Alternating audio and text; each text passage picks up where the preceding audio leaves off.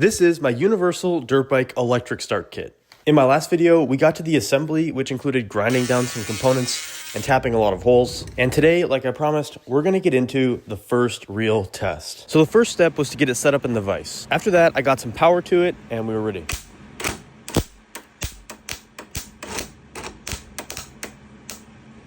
And this was weird because it would sometimes spin and then sometimes lock up. So I took it apart to see what was going wrong. And what I found was that the profile of my worm gear was actually a little bit too sharp on the corners. This made it so instead of sliding nicely across the worm wheel, it would just cut into it and then lock up. So to fix this, I mounted it on my drill and I started going after it with some abrasives. After I did that, I made sure to add some lubricant and then I threw it straight back in the vise for another test. Then I thought maybe that I could work it a little bit and it would break free, and it actually did, but then this happened.